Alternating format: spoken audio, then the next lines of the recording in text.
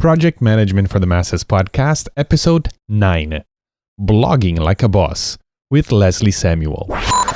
I'm Ringo and I play the drums. I'm Paul and I play the bass. I'm George and I play a guitar.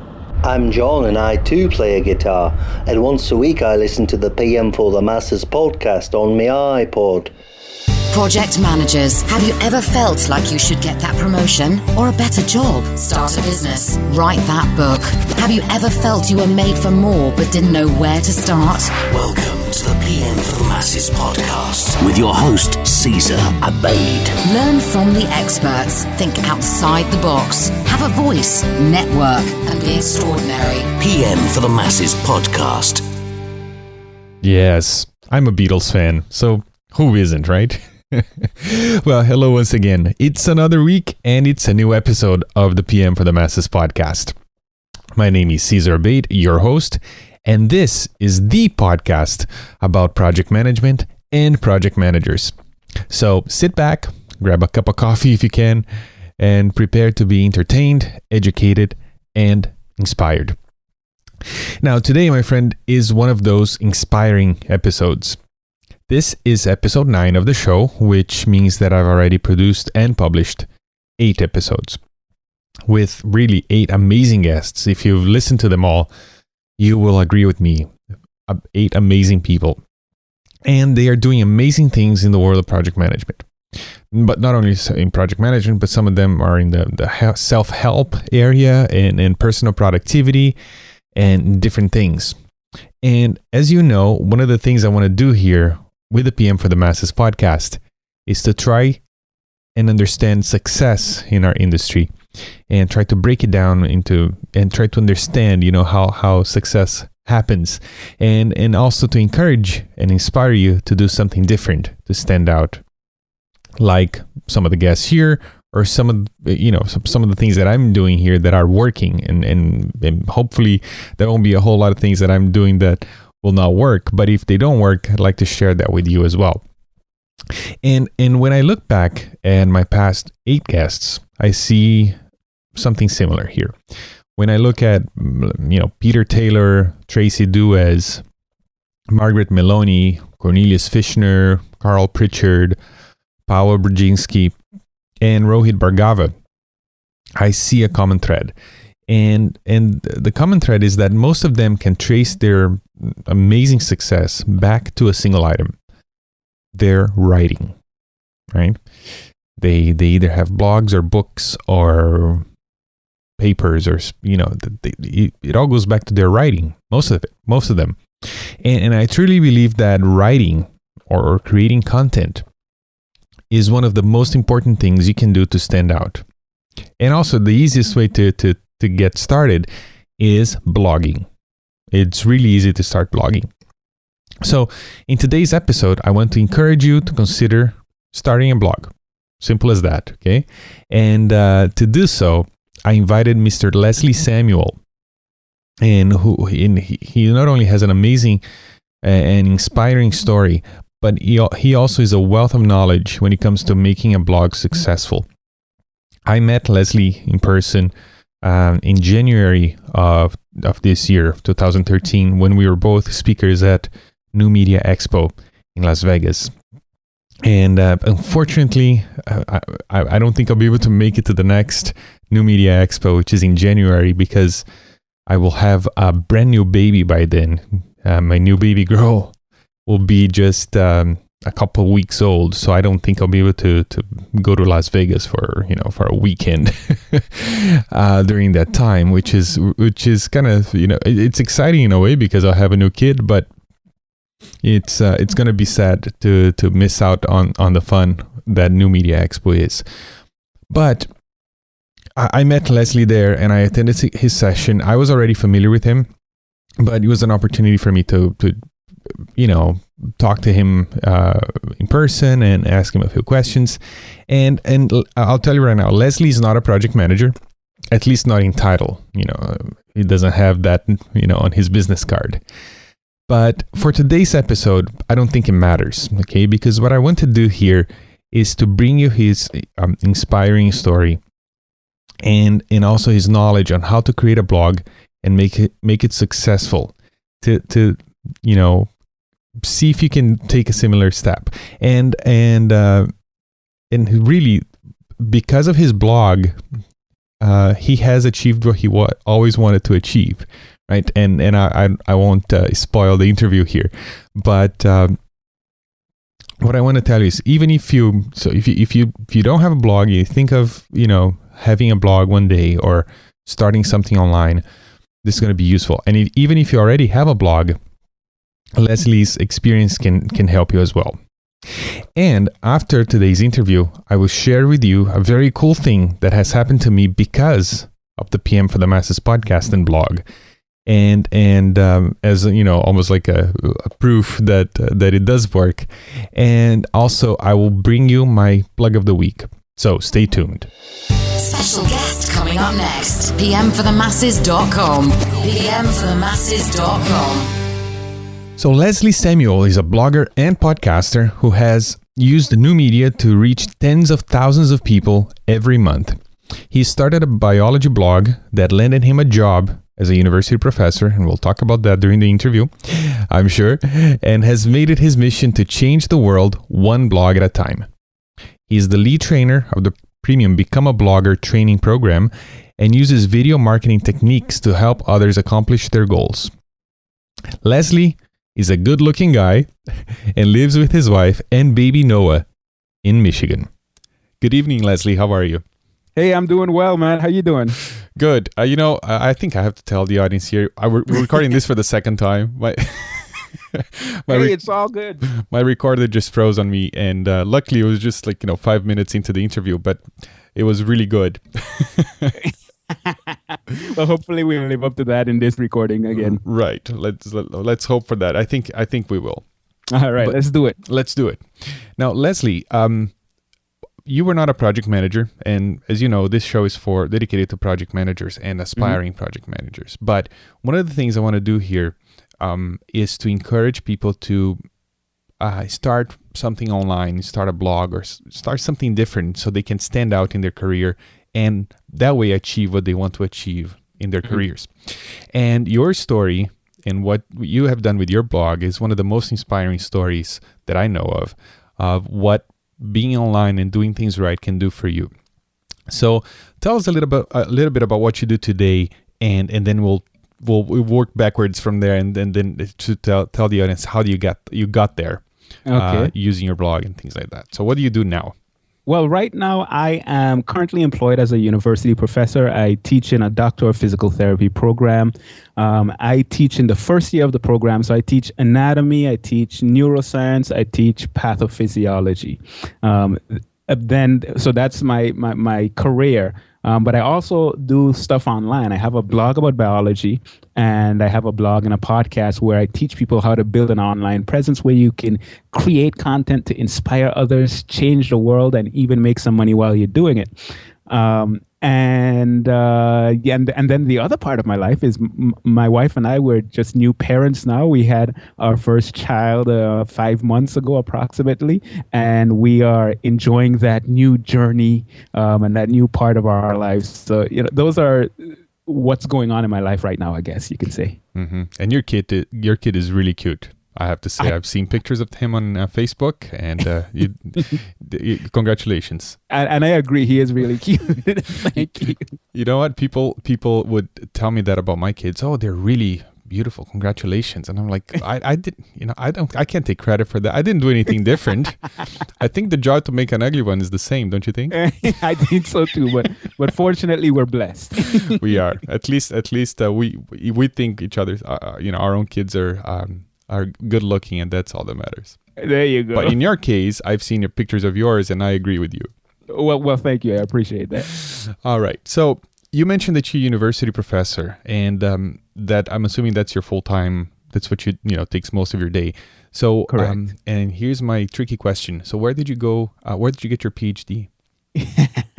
That's a good question. Actually, I do not have a PhD. When I was doing my master's, I was doing research, and I was researching crickets.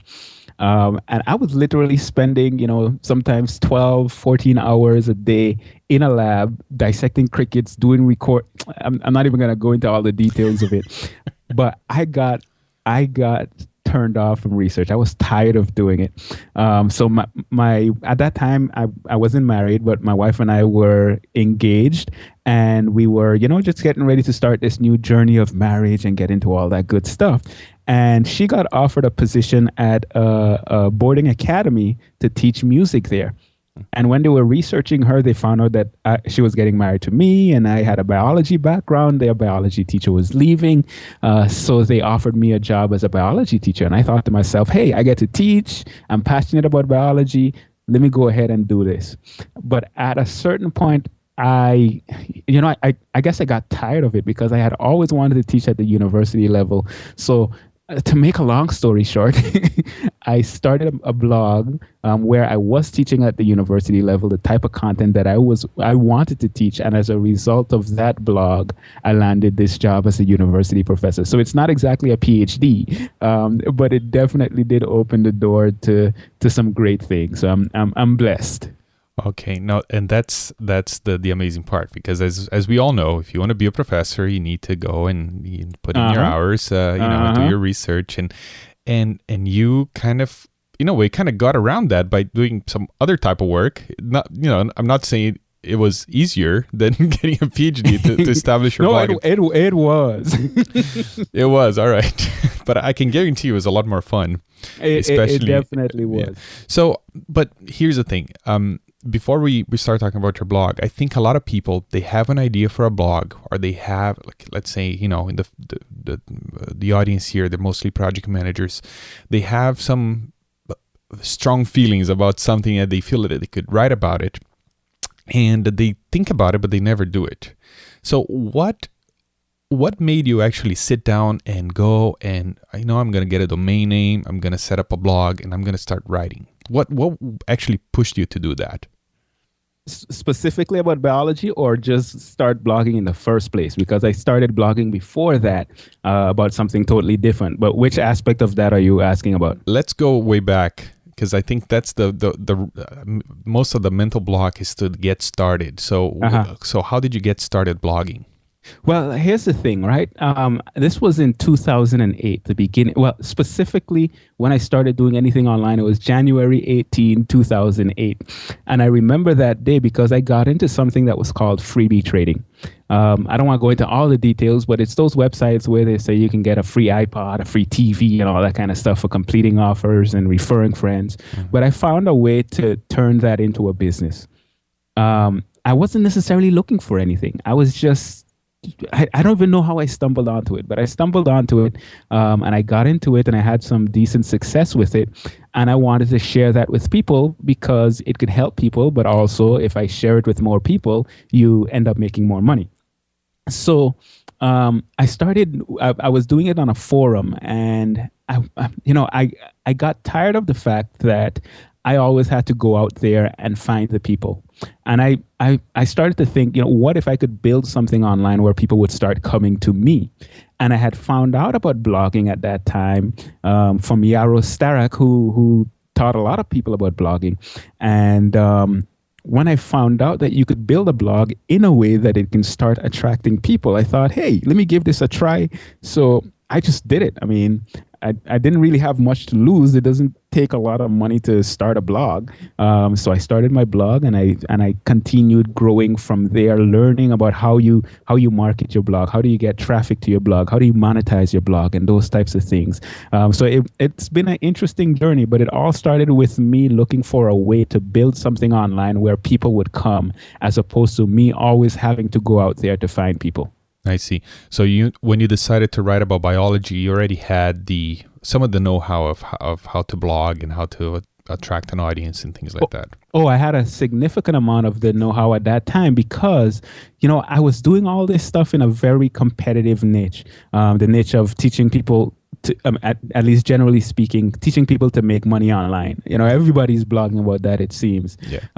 And I thought to myself, man, what if I were to take these same principles and apply it to something like biology, something that I'm passionate about and something that I want to do. And I did the exact same things, but in a niche that was not as competitive, and the traffic just grew, significantly faster because of the fact that there was less competition. Mm-hmm. So biology is in a way, not unlike project management. It's kind of a broad niche. I wouldn't even call it a niche. It's a discipline. So how did you pick a niche within biology to talk about, or just in general? I did pick a niche within biology to talk about, at least when I really started to get into it. And my niche was looking at advanced level physiology, neurobiology, and those types of topics, because I knew that those were topics that people struggle to understand.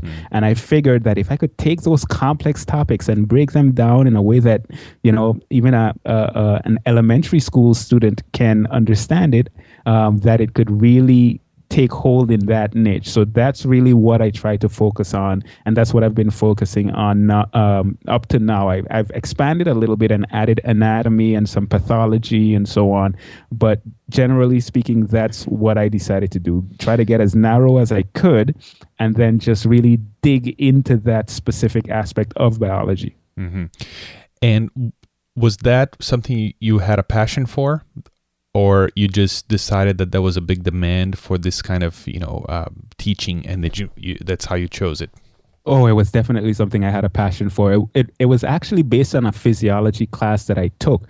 And, before taking that class, I really wasn't a good student. But I got into that class, and the first topic was the nervous system, and we studied the brain and how it works. And that fascinated me so much that it literally changed everything about how I studied, everything about what I did in school. It just kind of transformed my life. So it was something that I was passionate about. And that's exactly why I chose that topic. It wasn't the thing where, what are people looking for? Okay, people are looking for this. I'm going to blog about that. No, it was, I am passionate about this, so I'm going to blog about it. Okay. So is that what you recommend to people? Just choosing something you enjoy and you're passionate about, and then start writing about that? That's generally speaking what I would recommend. Now, if you're passionate about something that no one is looking for, that makes it a bit more complicated. But I knew that people would be looking for this because it's a complicated topic, and people want to learn about it because they have to learn about it, especially if you're going on to be a doctor or a nurse or anything of that sort. You have to pass that. That's a struggle that a lot of people have. So I knew, yes, I'm passionate about it, but I also knew that people would be looking for it. Mm-hmm. And you had the knowledge as well.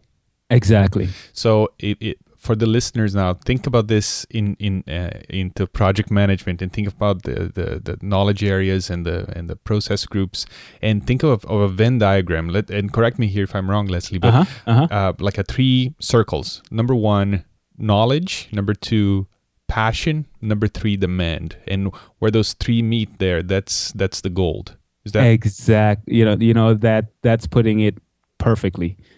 If you can find that intersection where all of those 3 components meet, you're setting yourself up for success. Very good.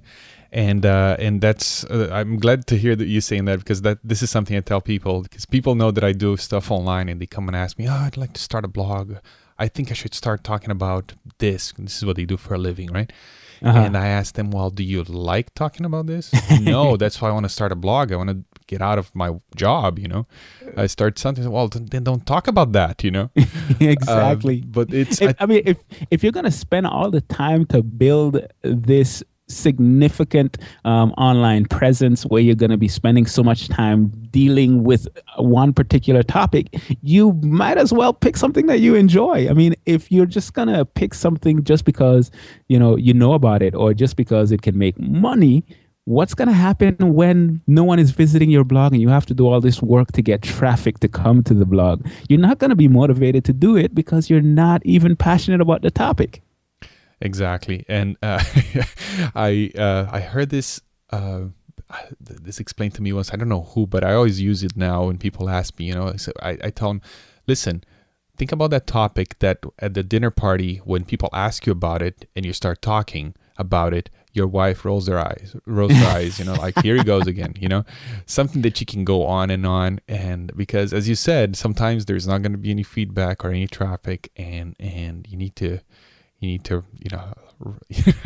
need to keep doing it, and you need to have the passion, and exactly. So very good. Okay. So now, so you start blogging about biology, and so how did it become the what it is today? Like you went from like basically a journal or a diary or some blog that nobody knew about to something successful. How did that happen? Well, there are a number of aspects to how that happened.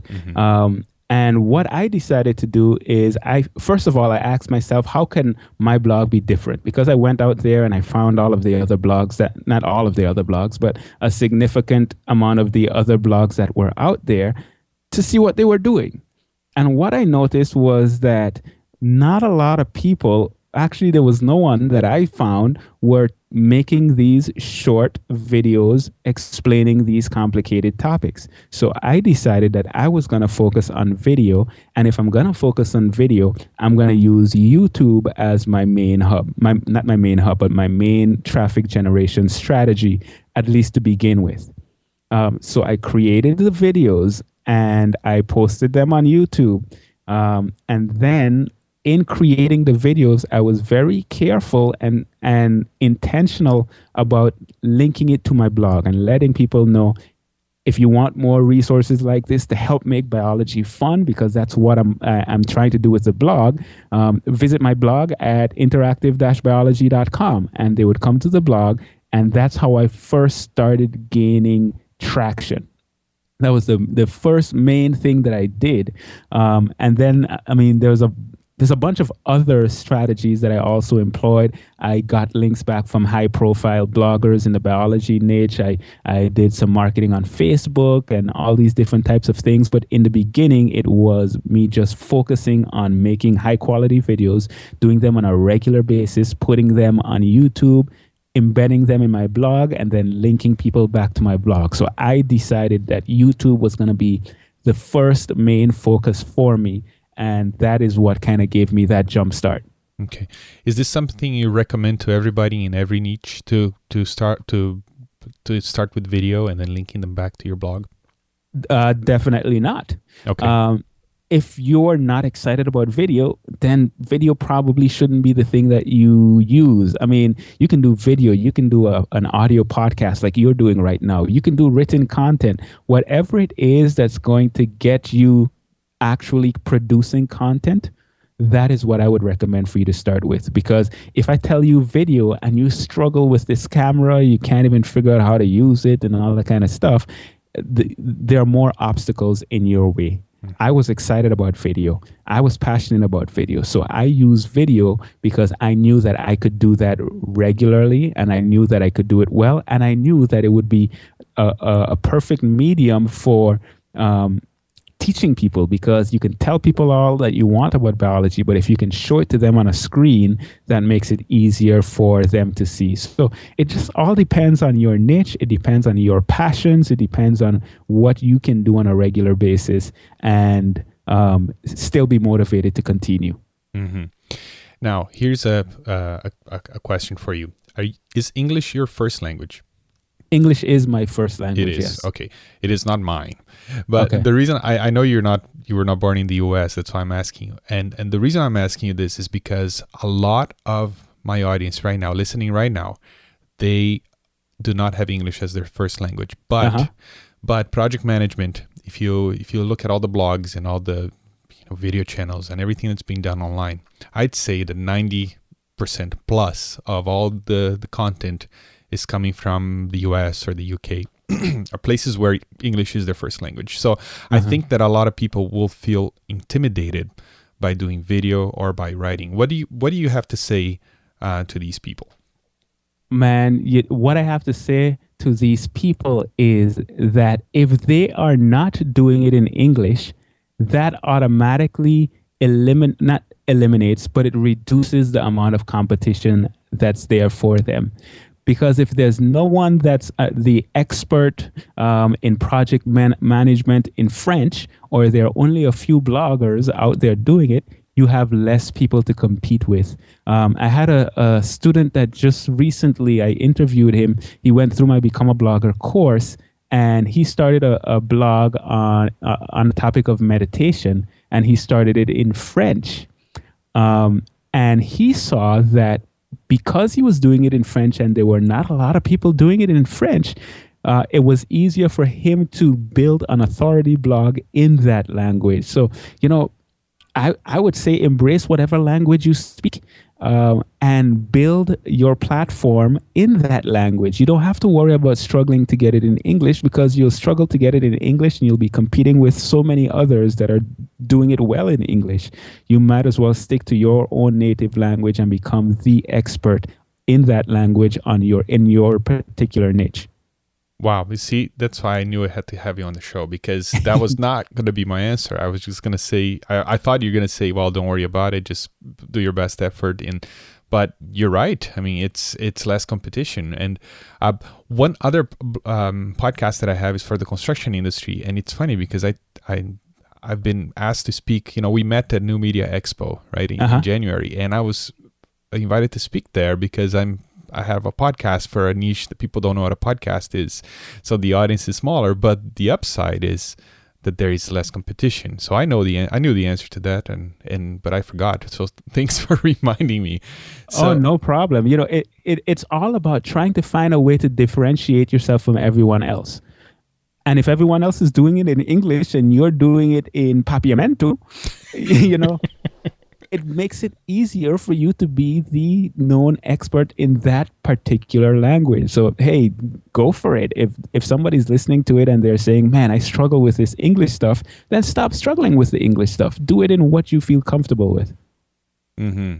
And you'll become the authority in project management within that language. Exactly. That should be your goal. Why not? Right. And I'll bet there's a lot of people ready to consume content, project management content, and they're just tired of English. It's not their language. They're probably waiting for you to start something in their language. So there you go. You don't know until you do it, right?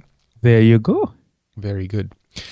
So, okay, so back to your biology blog. So you did the YouTube, and then you started seeing traffic.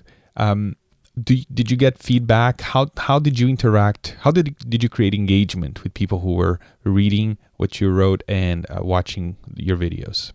Man, that was something that I started to do intentionally from the very beginning, but then it got so overwhelming that I had to stop. So this is what I did. And the reason I say I had to stop is because, I'm doing this, but I'm also doing all these other things, so I don't have as much time. But in my videos, and especially in the beginning, I would say things like, if you have a question that you would like me to talk about in a video, feel free to leave it in the comments below. And then I started getting people leaving questions in the comments, and then I would make follow-up videos to respond to their questions. And that went very well. It helped a lot with creating that engagement. That's one of the things that I did for engagement. Another thing that I did is I made sure to build a list from the very beginning, an email list where I had people subscribe to get something for free, and then I could be in communication with them, letting them know when there are cool things happening at the blog, and they can come by and check it out and interact with me in the comments and all that kind of stuff. So I was very intentional in every single piece of content that I created. There was opportunity for them to interact, leave comments, ask questions, and those types of things. But eventually it got so overwhelming that I had to stop doing that. And I guess that's where we want to be in that place. So you're managing abundance and not... Exactly. Right. Okay. So, all right. So you're getting all this engagement, and you're getting the traffic, and you're getting people signing up for your mailing list, which is a big thing, right? Now, I'm assuming that this is started to take a lot of your time. And for the people listening right now, I know that they're thinking, I don't have time for that. Ain't nobody got time for that. So the question, I bet the question in a lot of people's minds right now is, okay, well, can I justify all this time? But is this gonna make some money?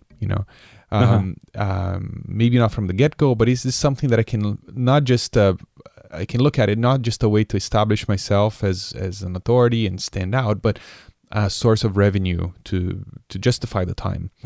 How did you? I know that you monetized the blog and all that you do there in the biology field. So how does that work? Okay, there are two things I want to cover. I want to answer another question first before I answer this. Okay. The issue of time. I didn't have the time either. And if it were solely dependent on my time, my blog would not be where it is today. I actually, from the very beginning of this blog, I outsourced to where all I did was create the videos. Beyond that, I didn't do anything else. So I had someone that would transcribe the videos and then post the videos on my blog and then add the content to my blog and link within the articles to other articles and all those types of things. I had someone helping me with that from the very beginning so that I could do less work and focus on the important things that only I could do. And she took care of the rest. And I outsourced specifically to someone from the Philippines, so it was not as expensive as you would expect it to be. So without doing that, my blog would not have been where it is today. If I weren't working and if I were just focusing on my blog, maybe. But I knew that I needed help, so I decided to get help from the very beginning. Mm-hmm. So that's No, and just a little parenthesis here, and for the project managers out there listening, you know what this is. He turned the blog into a project, and he had a team. Exactly. And he delegated, and very smart. And so this is probably something you learned from your previous work, right? Previous blog. Exactly. Okay. I had done some of it with what I was doing before with my other blogs, and I just knew that for this to be something significant, for it to be something bigger than myself, I had to have a team. So I made sure to do that from the very beginning. So not only did you not start making any money, but you started actually by spending money. Exactly. Hey, it's an investment, It is. And it's an investment that has turned out pretty well. So I can't really complain about that. Right. But I just knew what my long-term vision was. And I knew that in order to do it, I needed to treat this as a business. A lot of people, when they get into blogging, they just think, it's just a blog. If it makes some money in the future, great. If not, hey, at least I had fun doing it. No, from the beginning, I knew that I wanted it to be a business. So I decided that I was going to treat it as a business from the very beginning and actually invest into my business. Very smart. Okay. And then what happened? And then in terms of monetization, so to answer your second question, this was something that, I knew that I wanted to build an audience and to get a significant amount of traffic to my blog so that I can help a significant amount of people. But I also knew that if I were to get a significant amount of traffic, I can monetize the blog later on. And when it was time for me, when I was at the point where I felt comfortable enough to say, you know what, I'm going to start monetizing now, the first thing I did was I actually, the same content that I had on my blog, I created a study guide for it. And I basically created a PDF and I sold that from my blog for $34.95 or something of that sort. And that's the first thing I did for monetization. So someone comes to the blog, they're watching the videos, they're getting value from the videos, they see that I have a study guide on the same content, and a certain percentage of those people are going to purchase a study guide. And that's exactly what happened. That was the first stage of monetization for me. The second stage of monetization was when I decided to put ads on my site because I had a decent amount of traffic. I think at the time when I started putting ads on my site, I was getting about 30,000 visitors a month. Wow. So I decided, hey, let me put up this ad stuff and see how it does. And I was actually kind of hesitant to do it because I don't like to see ads on websites. To me, they can be distracting, and it takes you away from the site and all that kind of stuff. So I was hesitant to do it. I didn't want to mess up the user experience. But then I went to my audience and I said, hey, I'm thinking about putting ads on the site. What do you guys think about it? And the response was 100%. Please put ads on it. We want you to start making money from what you're doing. And if this is one way that you can do it, please do it. So I was like, okay, if you're saying please do it, I'm going to do it. So I put some ads on there. I used Google AdSense specifically, and that started making money the same day. And I was actually quite surprised at how well it did. And those have been my two sources of revenue for the biology blog, my study guide and also ad revenue. Okay. And is that still the case? That is still the case. I am going to be doing some more in the near future. I'm actually going to be starting a webinar series where I teach people, maybe teachers and students, how to build something like what I built, and charging them for admission into the course. So I'm in the process of figuring that all out now. It's something that I've done for my Become a Blogger blog, and I want to start doing it for the biology blog now. So that's the next stage for me, and I think I'm going to start doing that sometime this summer. Very good. So let's see. Let me backtrack here. So we choose within your niche, within your field of study, choose a narrow topic, a narrow niche, and then start putting out content either by video or by audio or text, and provide value, and then create the traffic, create engagement by having a mailing list. You said that you even asked your audience. I'll bet you used the mailing list to ask them if it was okay to have ads in on your website. So that's a great way to engage. And then after you have an audience that trusts you and is getting value from you, then you can think about monetizing it. But go ahead. No. Would you recommend people start putting ads from the get-go? Ads, I'm not a big fan of people putting ads from the get-go because of the fact that it does distract from the user experience. Now, if your site has authority, people are more willing to deal with that because they know that they're going to get high value from your blog. If I don't know you and I come to your site and I see a bunch of ads, I might stay around, but maybe I might not. And if that's the case, you don't want that to be a distraction for someone. And not only that, if you don't have a significant amount of traffic, you're not going to make a significant amount of money with the ads that are on your blog. So you're distracting from the user experience for, a few cents per month or a few dollars per month. That's just not worth it to me. Now, in terms of other ways of monetizing your site, I'm not necessarily against you monetizing your site from the beginning.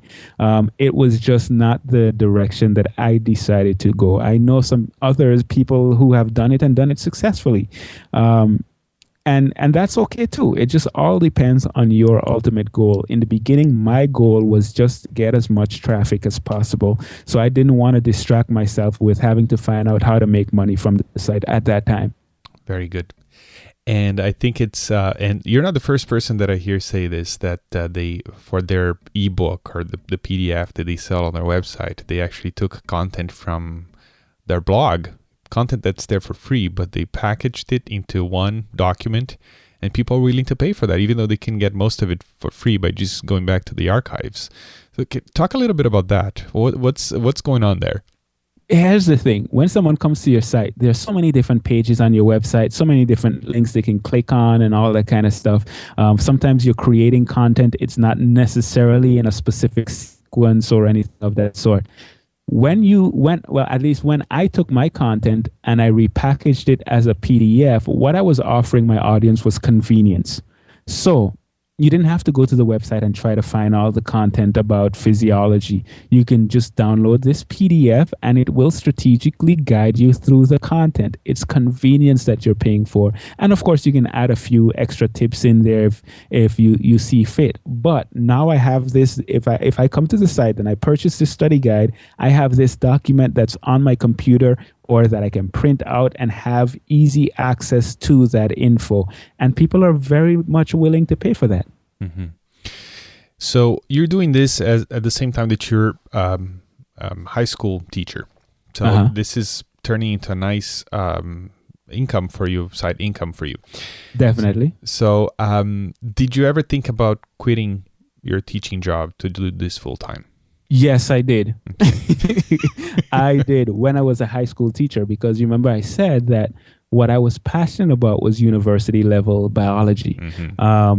So I was tired of the high school level biology, and I definitely was thinking and planning, okay, so I'll do this for X amount of years, and then I will switch my focus to doing this blogging thing, because then I know I could teach exactly what I'm passionate about teaching, not knowing that the tides would change and I would actually be employed to teach the things that I want to teach. So as of right now, I am very happy doing what I'm doing. And I don't have any definite plans to leave that. It just all depends for me personally. It depends on how God leads. It depends on what doors get opened and how things flow. I don't have necessarily a 5 or 10-year plan, or I do have somewhat of a plan, but I leave it open to influence. So we'll see how it all goes. Very good. So now you got the position as a professor, and would you say, well, let's have you explain it. So how did you get this job? Okay, so I found out that they were looking for an anatomy professor. And I knew that I didn't have an anatomy background, but I was passionate about that type of content. So, they sent out a letter to all the graduates saying, hey, we're looking for a new professor. You can send in your applications to this address. So I sent in my application, and when I sent in my application, it's probably one of those situations where they saw the application and they just put it at the bottom of the pile, like, oh, okay, that's nice, that's cute. This guy without a PhD trying to apply for this job. Oh, that's nice. And then what I did is I called my professor from when I was doing my master's, and I asked him to go in and speak to the chair of the department for me. He went in to speak to him, and then he called me back and he told me, I think you should come down and show them what you're doing. So I said, okay. I made an appointment to come and speak to the chair. I went in to meet with him. And when I went in to meet with him, it was the kind of situation like, he had this look on his face like, okay, we got your application. How can I help you? And I told him, I heard about the position. I applied for the position. And I also just wanted to come down here and show him some of the things that I was working on. And I brought him to the website. And you could see his demeanor changed from, okay, what is this guy doing, to, this looks kind of interesting. And then I started browsing around the website, showing him the videos, and you could see him kind of leaning towards the computer screen like, wow, this is good stuff. And then at the end of the meeting, he basically said, if you didn't come in here, we wouldn't even consider your application. But now that I've seen what you've been doing, I'm going to make sure you at least get an interview. That's what I can promise. So I got the interview. I went in. I showed them what I was doing. I showed them how many people it was helping. And at the time, it was reaching about 10,000 people on a monthly basis or something of that sort. And they got excited about it because no one in the department was doing that. It was a way that I stood out from the 30-something other applicants who applied, and many of which had PhDs and physical therapy degrees, and they were physical therapists. So they were, putting it quite frankly, more qualified for the job. But once they saw this, it set me apart from them. And as a result of that, they called me the next day and said, hey, we want you to take the job. And if you're interested in taking it, we'll be happy to have you. And the rest is history. Now I'm employed and teaching the content that I love to teach. Actually, a lot of the content that I'm learning for the first time and teaching. So it's been a tremendous challenge, but it's a challenge that I would not have been able to take part in if it were not for my blog. And that's an amazing story, and this is the whole reason why I'd love to have you on the show, is to inspire people, and so they'll see that it's not just me saying it. Here's a proof of what can happen to you if you decide to do something different, decide to do something online, and stand out that way, and get over your fears of writing or being on video or speaking behind a microphone like I'm doing right now, speaking a foreign language. So it was a little bit of a barrier for me, but your story, it's so inspiring. And go ahead. When you think about it, right? I don't know if you've heard this a lot in the past, but I know I sure have, where someone goes and they apply for a job and they get denied. Why? Because they don't have the experience. Right. And for me, that is becoming more of an excuse than anything else. You don't have the experience. What I say to that is go out there and make the experience, create that experience. And in my opinion, a blog is a great way to do it, because no, you may not be an expert, but you can become an expert by doing the research and then sharing that research with people in a public way, where you're demonstrating this process of you becoming that expert until you actually become that expert. So, if you don't have the experience, create the experience. And if blogging is the way you choose to do it, then great. If you choose to do it some other way, great. But you don't have to wait for someone else to come and give you that experience. Mm-hmm. If nothing else, also for all the connections that you make from people reading your material. And I'm sure, and I can guarantee you that out of those 10,000 people visiting your blog at that time, there were a handful of university professors coming in to check before they were, ready to start a new course.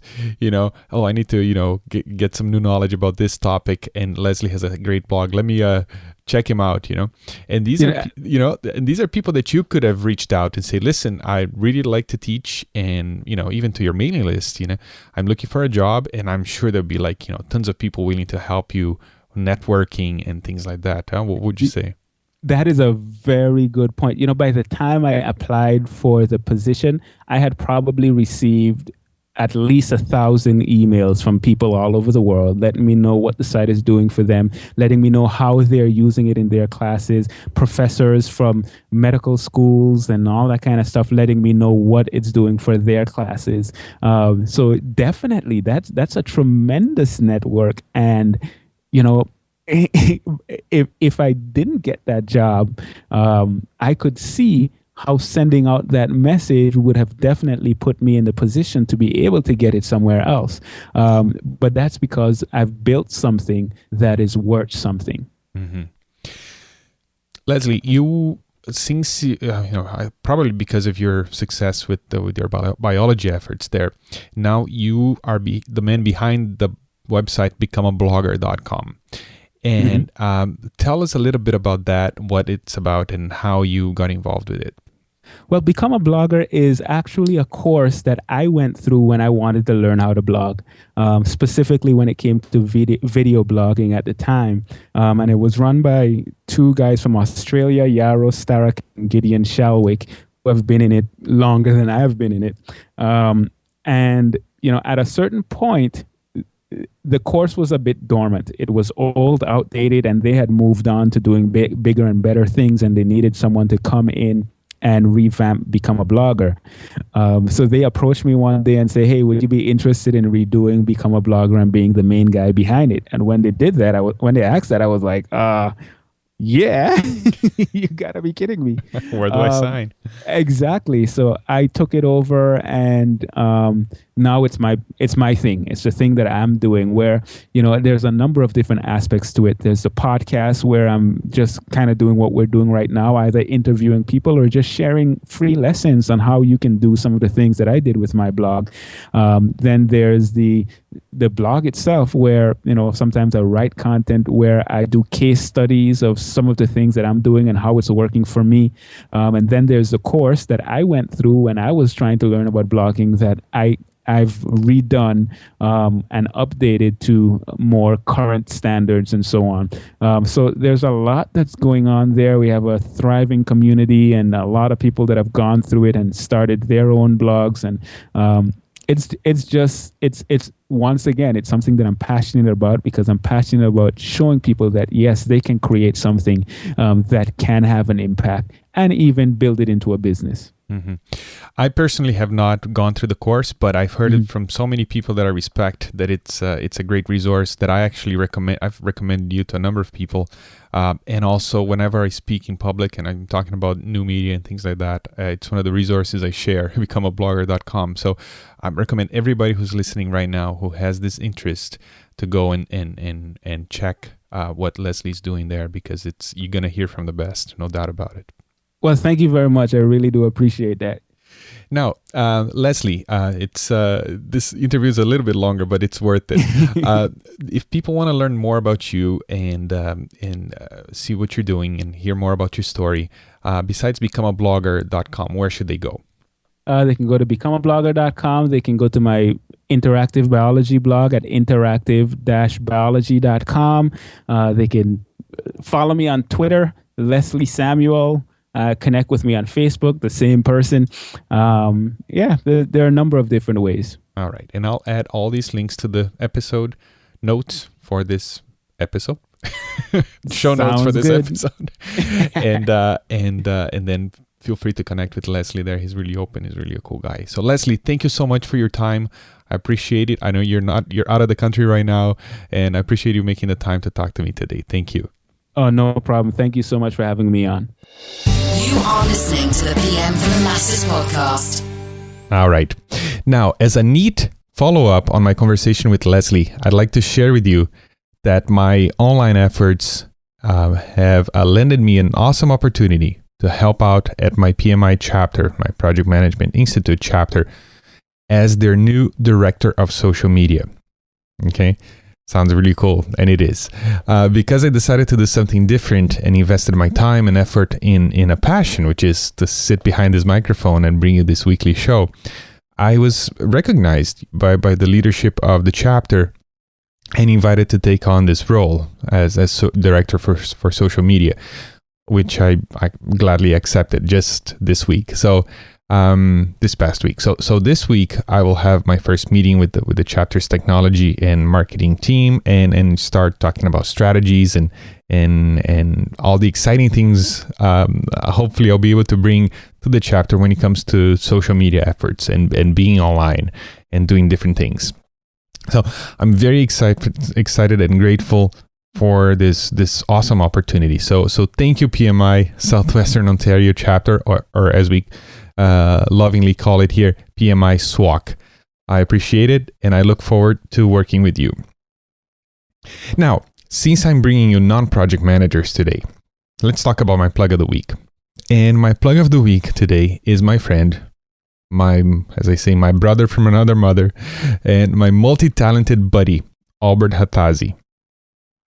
You don't know it, but you have already heard Albert today.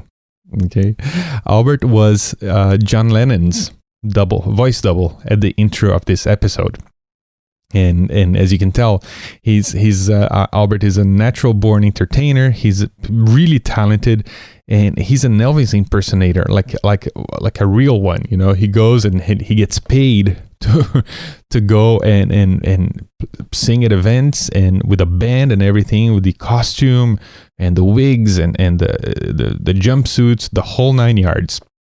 He's also a video producer, a podcaster, and a technology geek. You know, talk about the latest gadget, the latest app, whatever. He has it. And the reason why I'm plugging him this week is that he finally decided to do what dozens of people have begged him to do for a long time, and he started his comedy blog. Okay, he's calling it a comedy blog. It's a website and a newsletter. Okay, so if you'd like a quick chuckle or even a true LOL, moment once a day, I think it's going to be once a day. Don't quote me on it. I don't want to put the pressure on him, but I think that's what he told me, that his plan is to have something out every day. So if you'd like that, go over to pmforthemasses.com/Albert. Okay, and that will get you redirected, and that you'll be able to sign up for his newsletter there and see some of the posts that he already posted. Okay, and Albert is a great guy and really funny and talented. So check him out, and when you do, tell him that you heard of him here on the PM for the Masses podcast. PM for the Masses podcast. So my friends, that's it for the show.